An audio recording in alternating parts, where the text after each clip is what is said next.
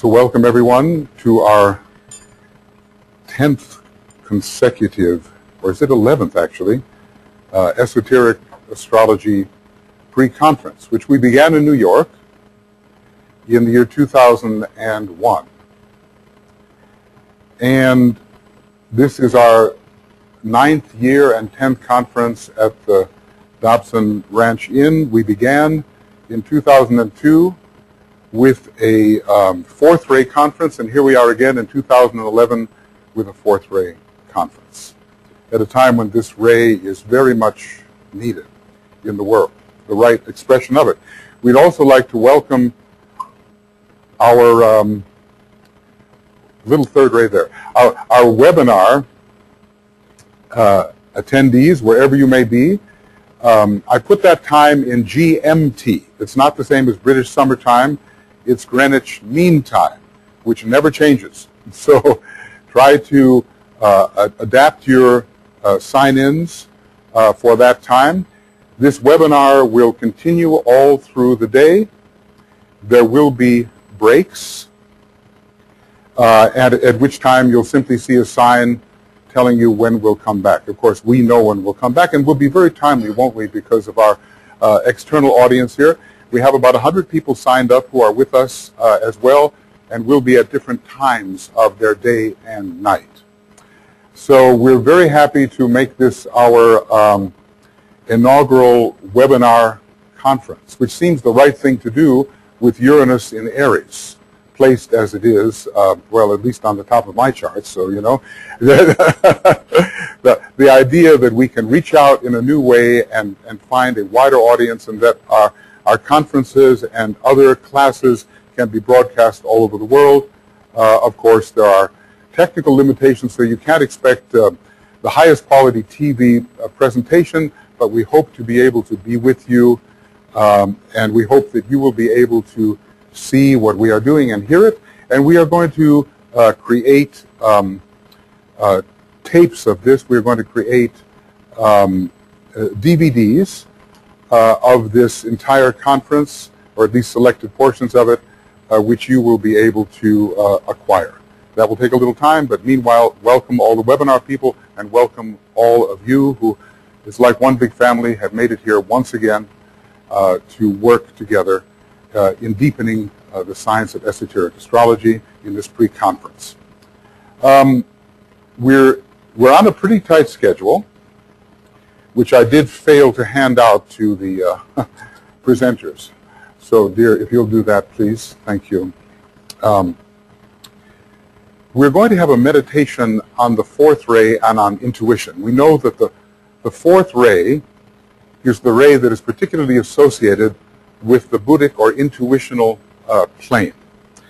And before we can really discuss what the 4th ray can do in our lives and charts, we should know something about the intuition. So that's what the first part of this morning is going to be about. We're going to have a little meditation, and then we'll give you a brief opportunity to introduce yourself, and you will sort of stand up and face the camera and say, "Hi, I'm so-and-so from so-and-so such a place."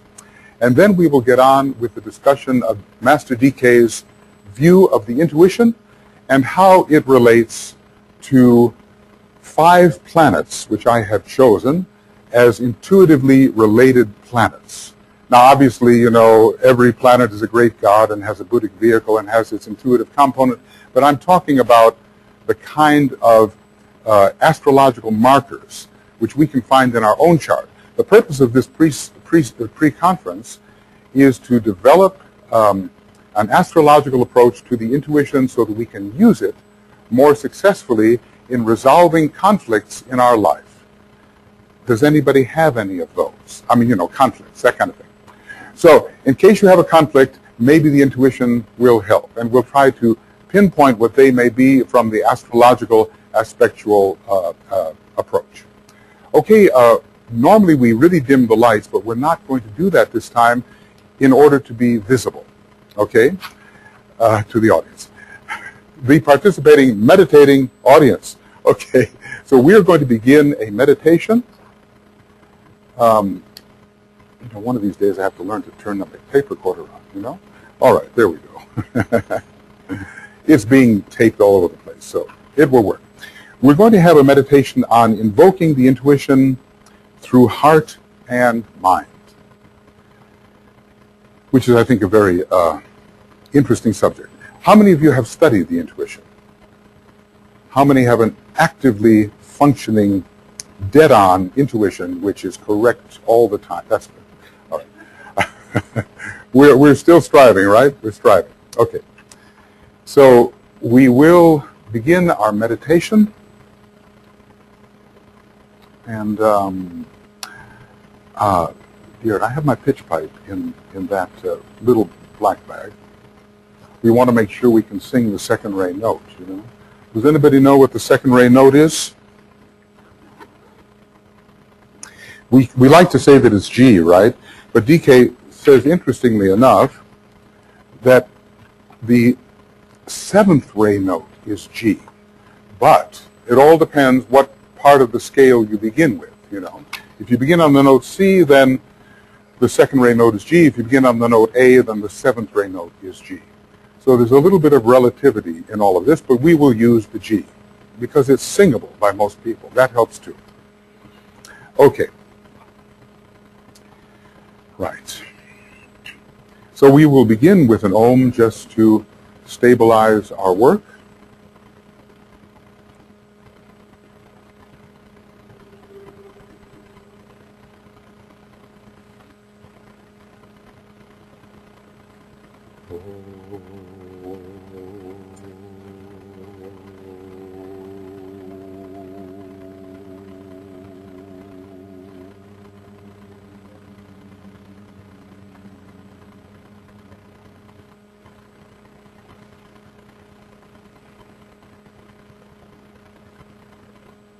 And we center ourselves as a point of being consciousness, and gradually withdraw from the sensory world,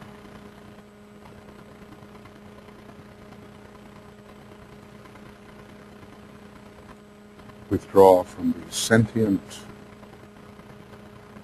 emotional world,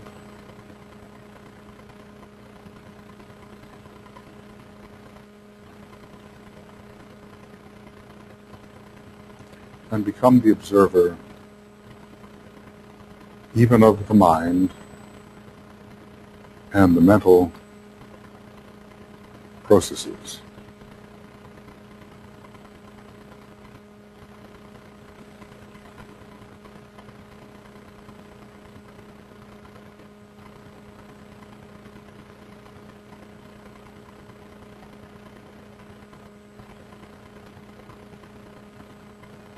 And we feel ourselves merging within a kind of presence we can call the group soul.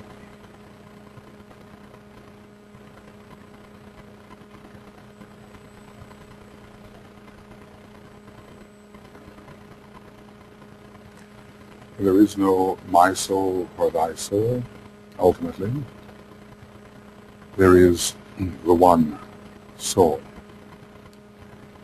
the one shared consciousness, within which there exist many points of differentiated perception.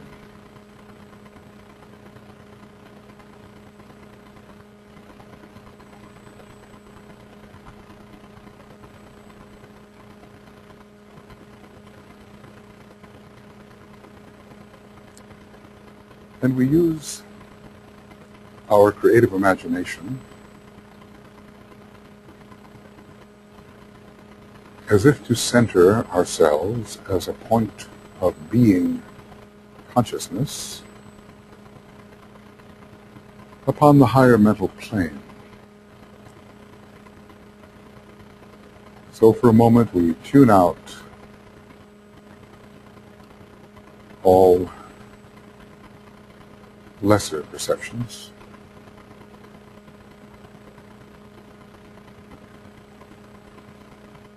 and we imagine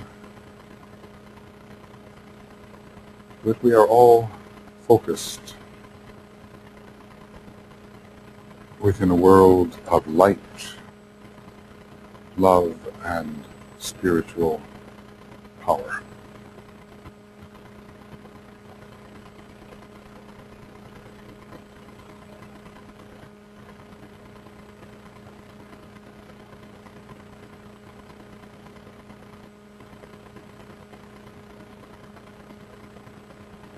And we are the observer of the personality nature, and together, in a larger and wider sense, we are the collective observer of the group personality or instrument.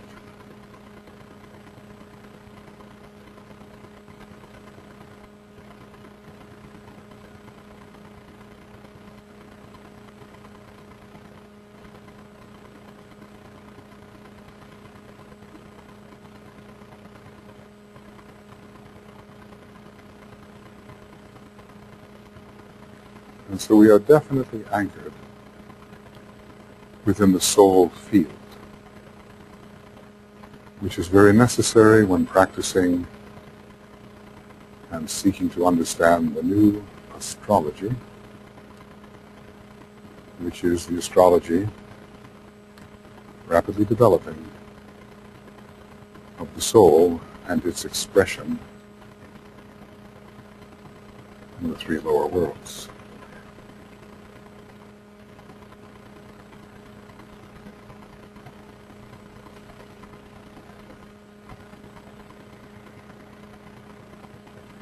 Now, within this world of spiritual light, spiritual love, and spiritual power, we try to feel the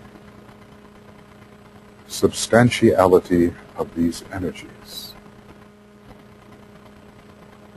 A sentient approach to light, to love, and power, or will.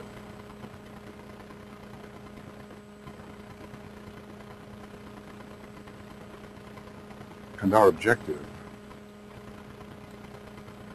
will be to bring these soul energies into the instrument by using the creative imagination.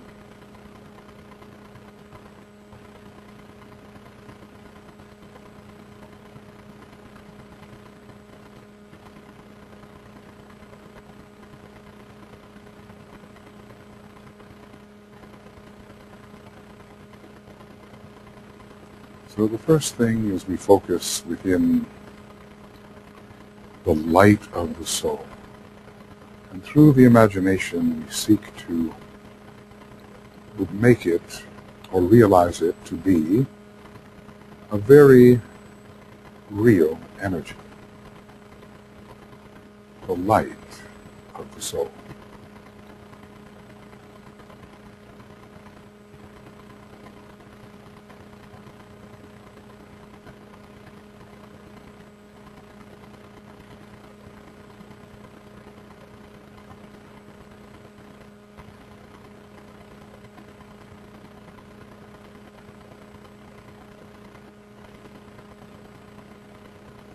And our group soul field feels illumined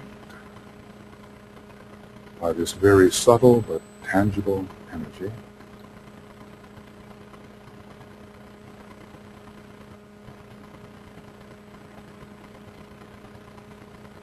And we imagine that from the plane of higher mind, especially from the knowledge petals of the egoic lotus, the causal body, we bring the stream of light down through the vehicles, not really down, but that's the way we visualize it, into the vehicles, into our head center,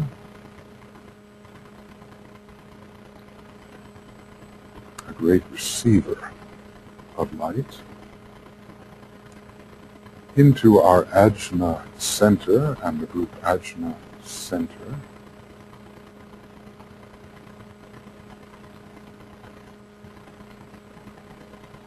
Into our throat center and throat center. A triangle of living, vivid light circulating between the head center as a whole, the ajna and the throat center, individually and in a group sense.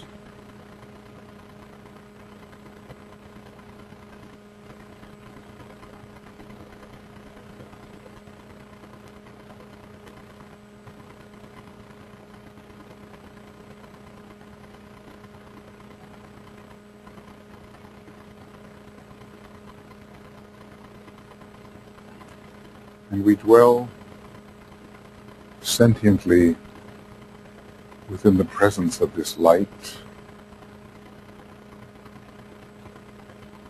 as it pours through the different aspects of our lower aura, the mental field, the emotional field, the etheric, physical field.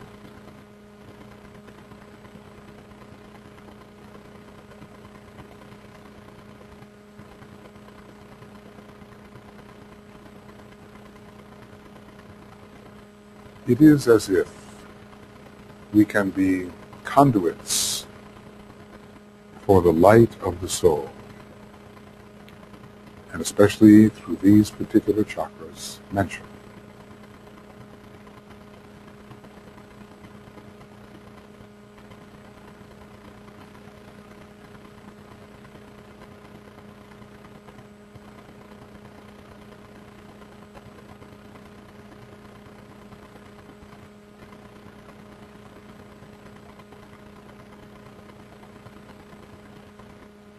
The light of the soul present to us. But now we refocus as if on the higher mental plane, and we attempt to tune in with the substance of love, spiritual love, as it expresses particularly through what we call the love petals of the lotus, the love vortices, love.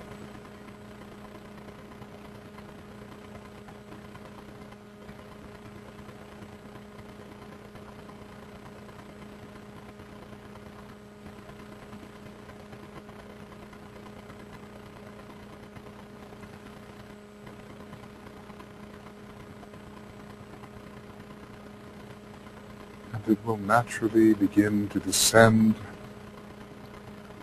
along our line of focus into the personality, especially into the astral vehicle, but also the mind, entering as if through the heart center within the head center.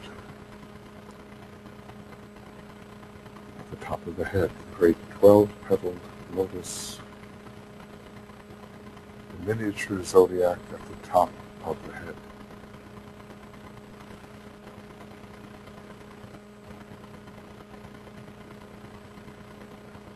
And the descent continues to the heart center between the shoulder blades, both on the astral and etheric planes, making the love of the soul present.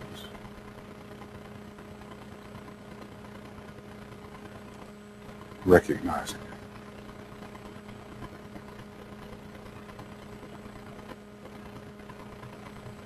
Sharing it in the group field.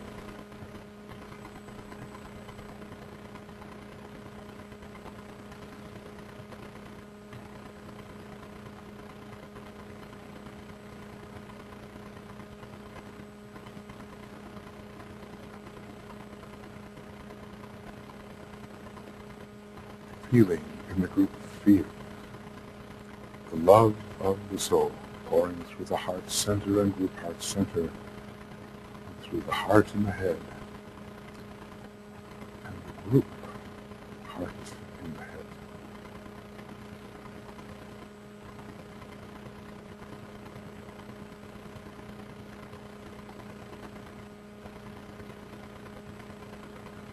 The love. The light and the love of the soul.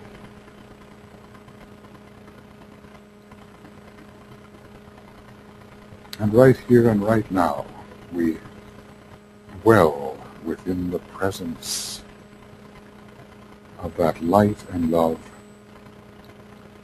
emanating from the higher mental plane, at least as a first step.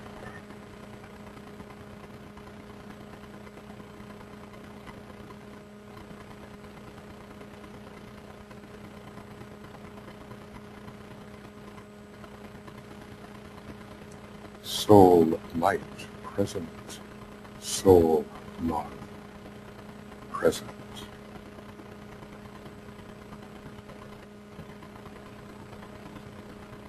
And we will ask ourselves in this altered state of consciousness,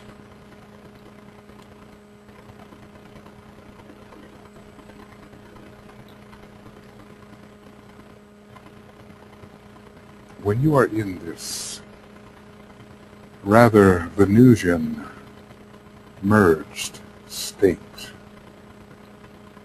of present soul light and present soul love, when you, the point of being consciousness, are surrounded by this type of field most prominently, what is it that you know about yourself? Not think, not guess, but what is it that you know about yourself?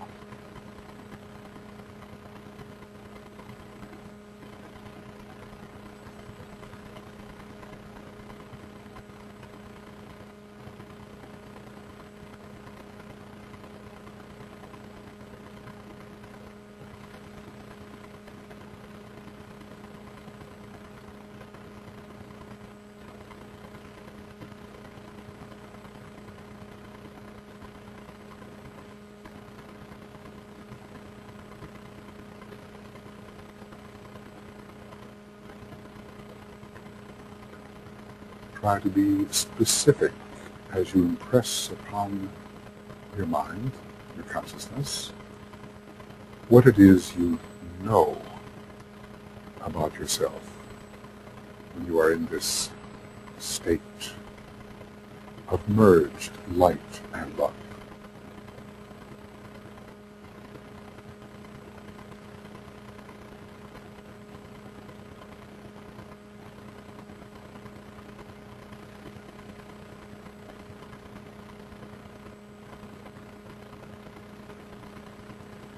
And what is it that you know about your relationships with others, those who appear to be others? What do you know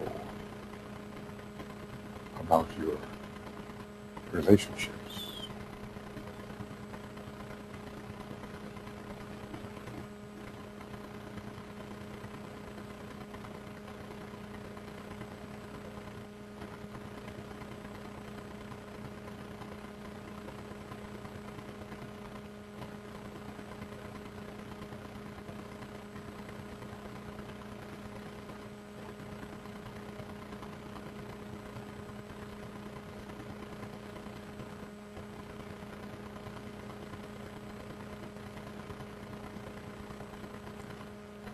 And finally, what is it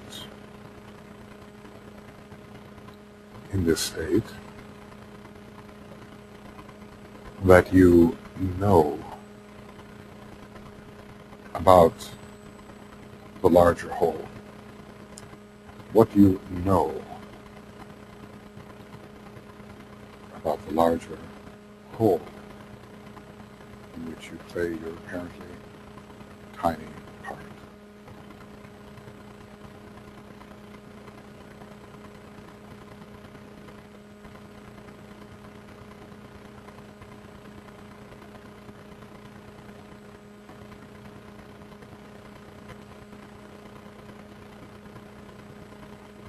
When the heart center, the throat center, the ajna center, the crown center, and the highest heart within the head are all at least imaginatively active, what do you know?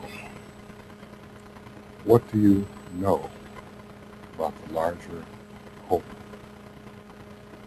and your relationship to it?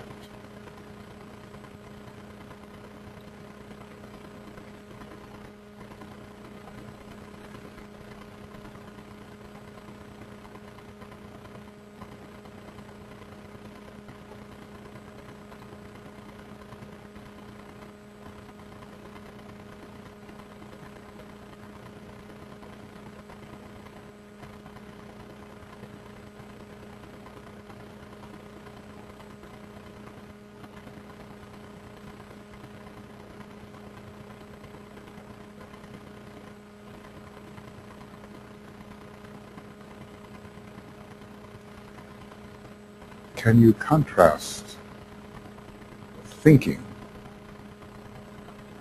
with what you seem now to know? Because there is a difference between thinking and knowing.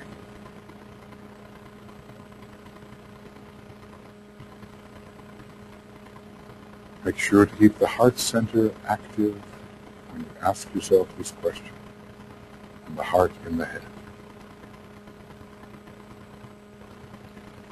Can you contrast thinking and knowing?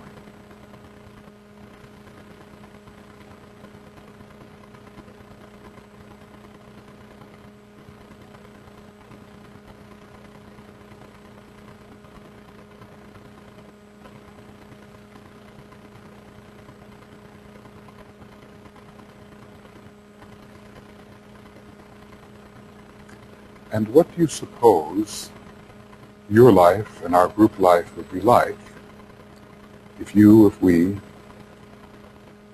could live continuously with the open heart and the illumined mind?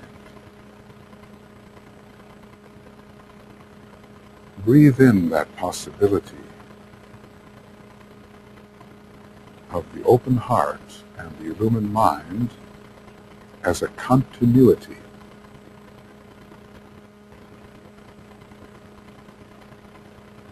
A way of being in the world.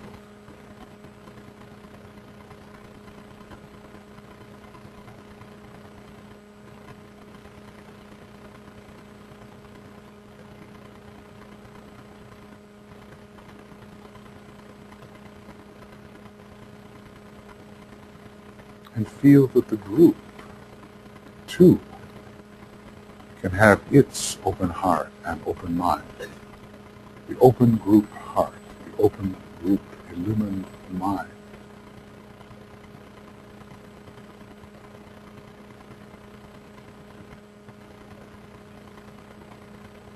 And let us think that in our midst there is the presence of certain planetary energies which can help us live this way. Most of you know the glyphs, the little signs of the planets. So if yellow Mercury were in our midst, feeding the illumined mind,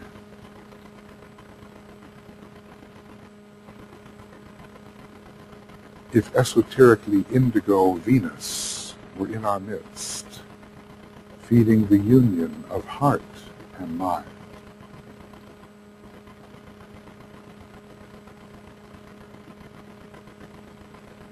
if expansive Jupiter were in our midst, expanding the outreach of the inclusive heart,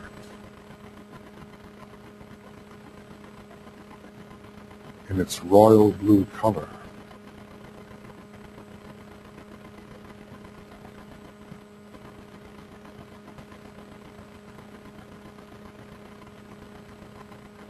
if transcendental Neptune were in our midst,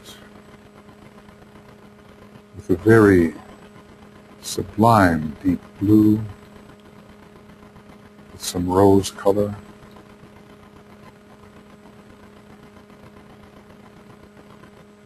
feeding the heart within the head.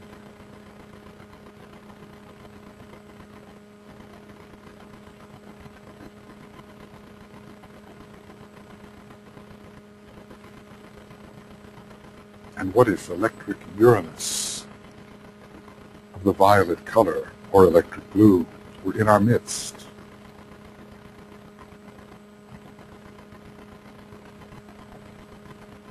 Bringing still higher worlds flashing into realization.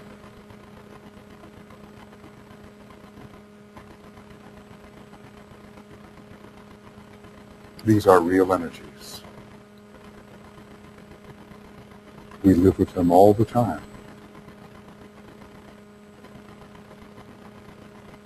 And we have to learn to invoke them,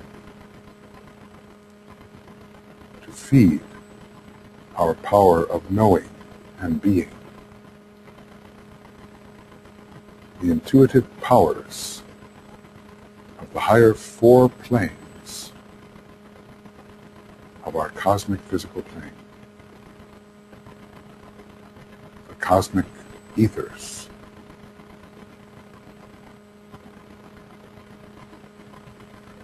Can we approach these givers of knowing, these givers of intuition, can we approach knowingly and uplift the quality of our life by so doing, changing us from those who reason to those who know.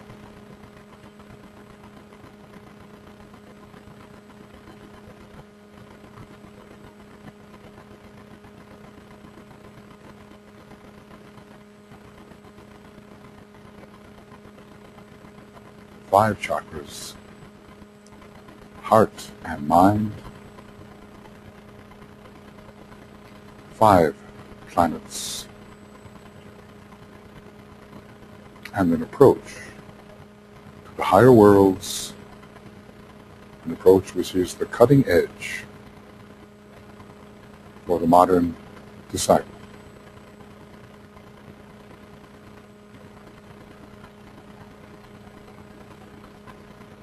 We will keep these in mind throughout our work over these next 3 days.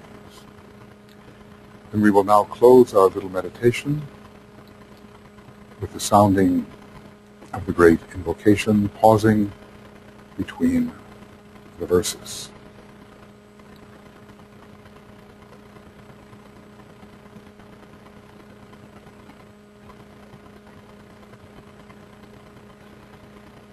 From the point of light within the mind of God, let light stream forth into the minds of men. Let light descend on earth.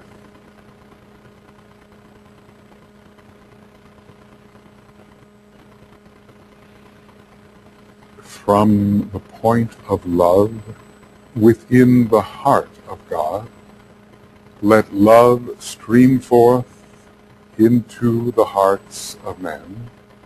May Christ return to earth.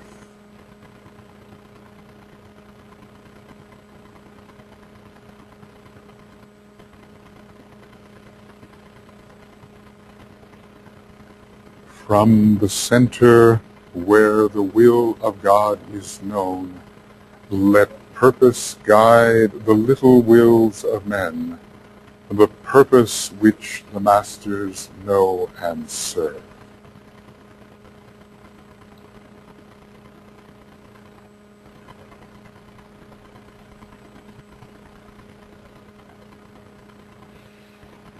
From the center which we call the race of men, let the plan of love and light work out, and may it seal the door where evil dwells.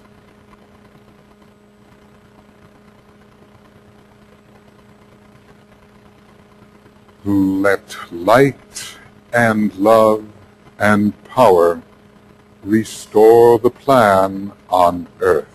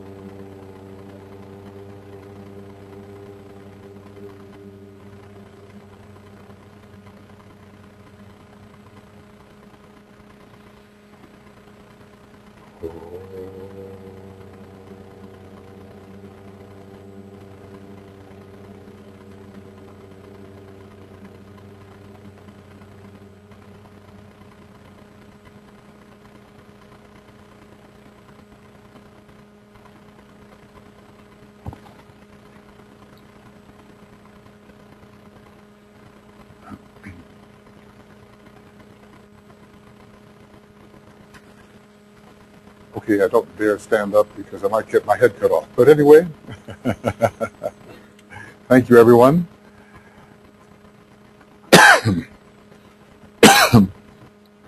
That sets the note for our work.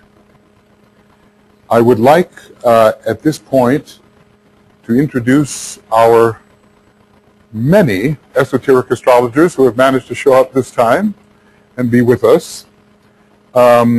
One of them seems to have left the room, however, but we will introduce her when she comes back. I'll tell you what, we'll begin over here. Bob, can you and Brett catch these folks? Because I'm going to introduce the esoteric astrologers. All we need, no, they're not going to say anything. We're just going to shoot their, we're just going to have the camera on them. So, Peter Kubaska from, is it Cambridge or is it Western Mass? Peter is a regular with us, and he's doing some fine work on Jupiter this time, which we hope to bring forward. You can stand up when I introduce you, even, yes? You don't have to say anything, though. Time is short. Okay?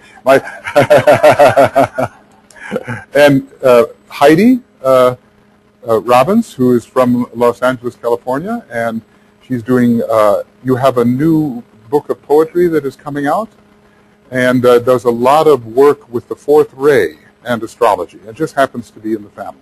Okay. Lawson Bracewell from Akaroa, New Zealand, and Christchurch, and he is the director of the Christ College of Trans-Himalayan Wisdom and an astrologer of very long standing. You know, you will all get a chance to work with all of these people. You remember Jan Dietrich, who is from Maryland. What city is it? Oh, Philadelphia. Okay. Jan has an amazing ability to bring across the essentials of the astrological art to some of you who may be beginning with this. Of course, maybe there are no beginners in the group at all, right? Everybody studied this for a long time? Nobody will admit it. Okay, but anyway, Jan will take you in hand if you need a little speeding up. Philip Lindsay from everywhere. He's kind of a little bit omnipresent, and Philip is writing extensively on esoteric astrology through his, blogs and your newsletters, and The Hidden History of Humanity, a monumental work on the history of our planet. Philip is taking astrology all over the world, as I think Lawson has done too. So we're glad to have you, that you could stop in America, Philip, a little while, and welcome. Elena Dramcini from Slovakia. You can stand up and just face the camera and say hi. Elena is doing particular work on the astrology of Master DK's disciples, and in a most exacting manner, a very fine work in rectification. So the astrology of the path of initiation, discipleship, and probation is one of Elena's specialties. Nicholas Nylén from Helsingborg, Sweden. Nicholas is teaching Europe now. He's been just about at every conference that we've had. And we welcome Nicholas. He always has a unique view on things. We have an empty chair there where Leonie Hodgson would have been if she had known I was going to introduce her. But that's how it goes. Leonie has just come out with a new book. What is the name of her book? Do we know? It's a marvelous book because I wrote the introduction. But someone tell me the name because yes, there it is. Okay. Om, Union Through a Sphere. She is Leonie, okay? It's that Moon in Libra. What are you going to do? Anyway, welcome, Leonie, and you can just say hi to the camera there. Leonie's coming from Brisbane, Australia, with her new book on the Om, yes? Yes, there it is. It's a good one. Okay, and we have our friend long-term, Rick Good, who's there in the corner, and he's going to be speaking on the 7 rays. He's hiding out there in the corner, but Rick and I have been doing a lot of work on the personal identity profile, and we're upgrading it and translating. He'll tell you all about it. It's into many languages now, and, you know, without the rays, esoteric astrology doesn't exist. And David Walters, just recently from Vulcan, came by, and he'll be perhaps telling us what's happening on that planet just a little bit. So that's all of us, I think. And time is short, so I'll tell you what.